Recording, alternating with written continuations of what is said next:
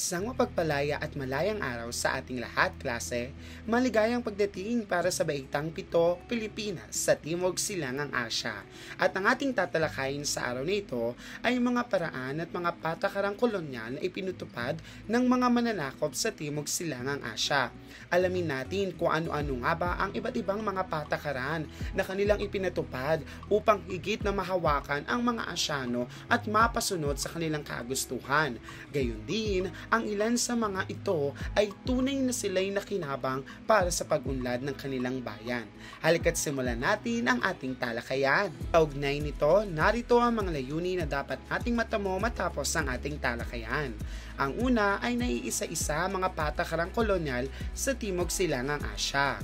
Ikalawa, nabibigyang halaga ang kalagayan ng mga tao sa pamamagitan ng pagsusuri ng mga patakarang kolonyal na ipinatupad ng mga kanluranin sa Timog Silangang Asya. Alamin natin kung ano nga ba ang naging kalagayan ng mga Asyano sa kanilang mga ipinatupad na mga batas. At ang panghuli ay nakapagbibigay ng opinyon sa mga patakarang kolonyal na ipinatupad ng mga mananakop. Bilang pagsisimula ng ating talakayan, maglaro muna tayo ng Pass the Rule. Sa larong ito ay kailangan ninyong magbigay ng mga patakaran o mga batas na inyong nalalaman at kailangan tumawag ng susunod. Maaring na nating simulan ng ating laro. Maaring magbigay ng mga batas o mga patakaran na iyong nalalaman na ipinatutupad sa inyong komunidad.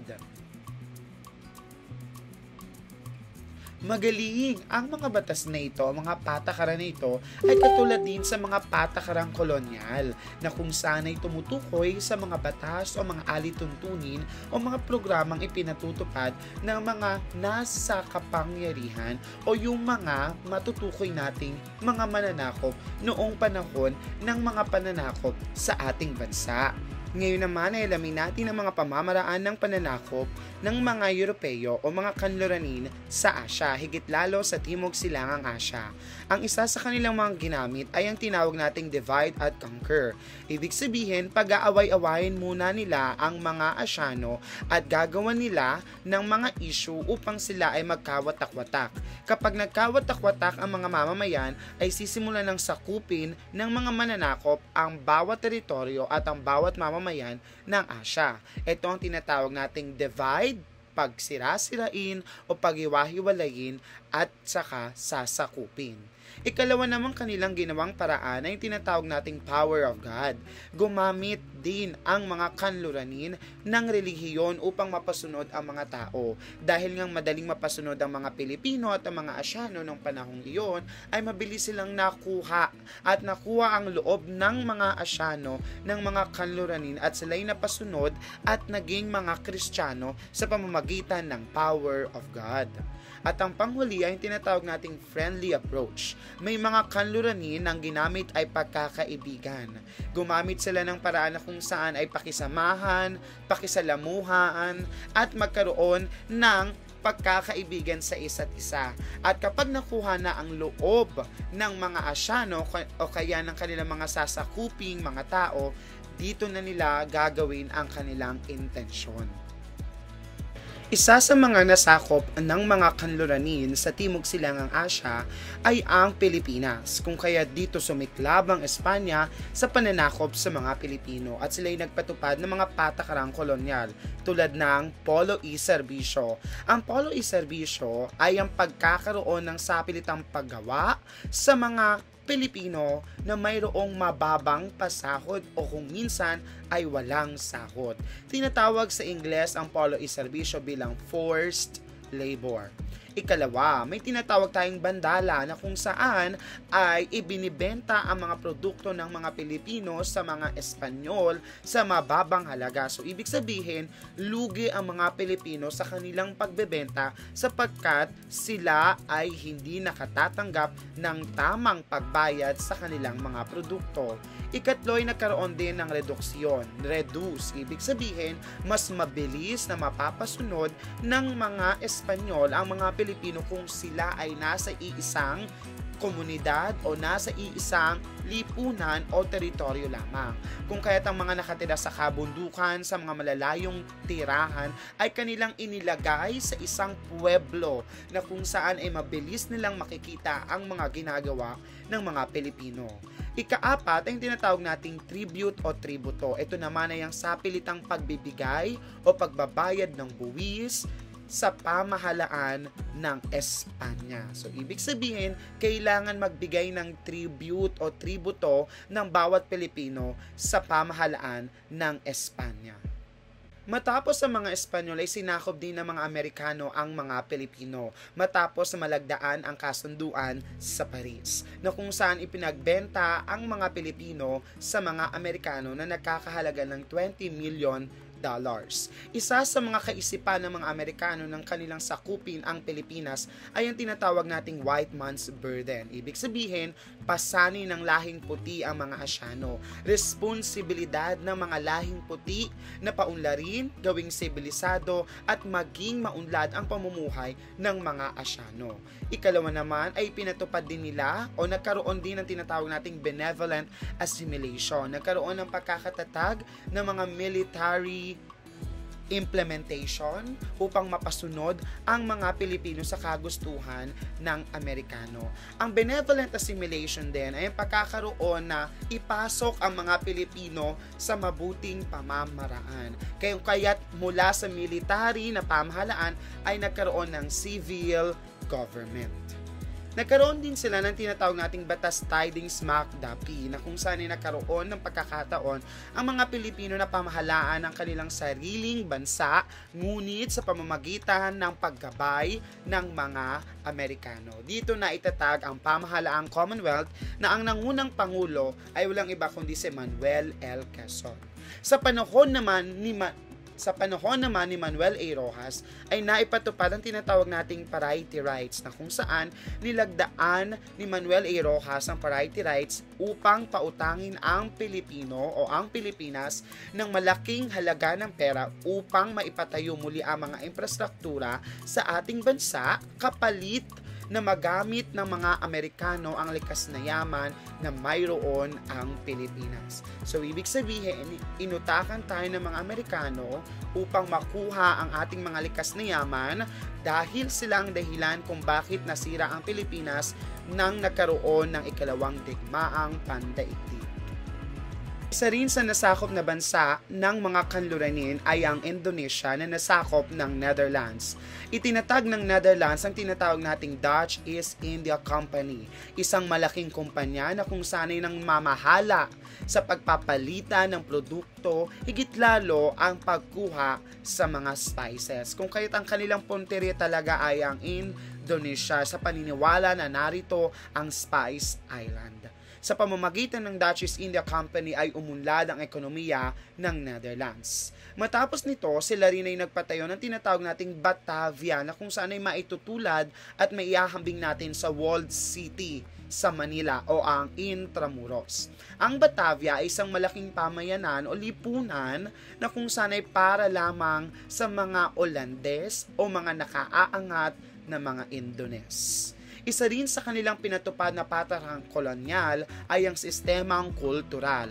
Kung ang mga Indones ay nagtatanim ng palay na mga produktong mula sa Asia, pinalitan ito ng mga Dutch at ipinatupad nila ang pagtatanim ng mga produktong galing sa kanluranin tulad ng kape, indigo at bulak. Sa tunayan, sila rin ay pinabayad, ang mga Indones ay pinagbayad ng malalaking buwis sa pamahalaan ng Dutch. Bukod dito, ang Malaysia naman ay napasailalim ng Great Britain. At nang sila ay masakop ng Great Britain, ipinatupad naman ng Grand Britannia ang British East India Company na kung saan ay isang malaking kumpanya na namamahala sa pagpapalitan ng produkto sa pagitan ng dalawang bansa, Malaysia at ng Great Britain. At dahil dito, higit na umunlad ang kumpanya at ang ekonomiya ng Great Britain. Isa rin sa pinatupad ng bansang ito ay ang tinatawag nating dependent relations. Ibig sabihin, kailangang sumunod ang bansa at ang mamamayan ng Malaysia sa ipinag-uutos ng Great Britain.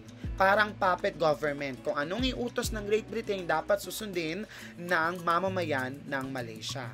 Kilala rin sa Malaysia ang tinatawag nating Straits Settlement. Dahil meron ngang kumpanya na British East India Company, kailangan ito ng mga himpilang pangkalakalan o straight trade na kung saan ay magkakaroon dito ng palitan ng mga produkto. Ilan sa mga Straits Settlement taong 1910 ay ang mga sumusunod: Penang, Malacca, Singapore. Ang Singapore ay bahagi noon ng Malaysia, Labuan, at nariyan din makikita natin sa mapa ang Dutch East India, Siam, na kung saan ay ang Thailand sa kasalukuyang panahon, at nariyan din ang British Protectorate. Ibig sabihin ng British Protectorate, sila ay pinoproteksyonan o nasa pangangalaga ng Great Britain.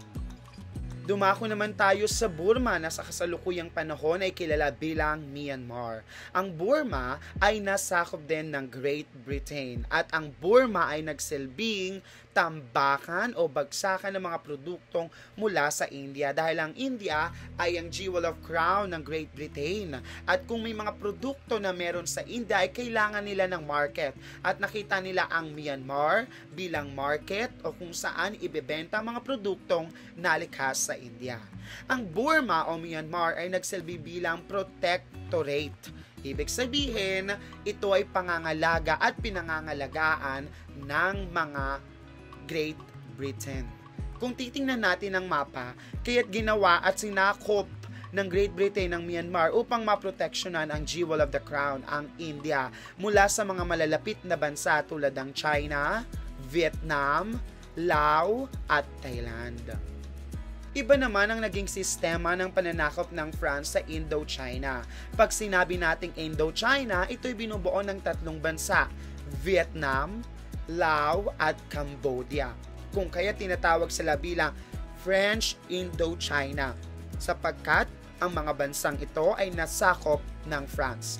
Bakit natin tinatawag ito bilang Indochina? Dahil ito ay may impluwensya ng India at ng China. Sa katunayan, ang Indochina ay binubuo ng 4 na bansa, Vietnam, Laos, Cambodia at Thailand. Ngunit ang Thailand ay hindi nasakop ng France. Kaya binabansagan natin ito bilang French Indochina na tumutukoy lamang sa mga bansang nasakop tulad ng Vietnam, Laos at Cambodia. Ang ginawa ng mga French sa Vietnam ay nagpatupad sila ng Katolisismo. Nais nilang mapalitan mula sa Budismo at gawing Katoliko ang mga mamamayan ng Vietnam. Ang mga Viet ay hindi pumayag kung kaya't nagkaroon ng isang digmaan. Ikalawa, samantalang ang Laos ay nagsilbi bilang protectorate ng France. Ibig sabihin, sumang-ayon sila sa kagustuhan ng French at sila'y nasa ilalim ng pamamahala ng France. Samantalang ang Cambodia, sapagkat ito'y nagkaroon ng malaking tulong sa Cambodia, kung kaya't ang mga Cambodians ay sumang-ayon na sila'y pamahalaan ng French at maging protectorate. Tulad ng sinabi ko kanina, ang Thailand ay hindi nasakop, ngunit siya'y nagsilbi bilang buffer state. Ano bang ibig sabihin ng buffer state? Ito'y napapagitnaan ng Great Britain at ng France. Ibig sabihin, siya'y nasa dalawang bansa kung kahit napagdesisyonan ng Great Britain at ng France na hindi sasakupin ng Thailand, kundi ito'y magsisilbi bilang buffer state. At dahil dito, nagresulta ito ng ang Siam or ang Thailand ay naging lupain ng mga Malaya. Sa karagdagan, ipinatupad pa rin ng Great Britain o nagkaroon ng impluensya. Dahil ito'y buffer state ng Great Britain, ay makikita pa rin natin na malaking impluensya ang Great Britain at France sa pamumuhay sa kasalukuyan ng mga taong naninirahan sa Thailand, higit lalo sa paggamit ng wikang Ingles. Sa karagdagan, sumang-ayon din ng Thailand sa tinatawag nating kasunduang Bowring na kung saan ay aalisin ang restriksyon sa mga produktong ipapasok ng Great Britain sa Thailand. So madaling salita, bagamat ito'y nagsilbi bilang buffer state na kung saan hindi siya tuluyang nasako pero malaki pa rin ang naging impluensya ng Great Britain at ng France sa Thailand. Mula sa ating mga tinalakay ng mga patakarang kolonyal, sa palagay ninyo, ano nga ba dapat ang katangian ng isang batas na ipinatutupad ng isang lider ng bansa?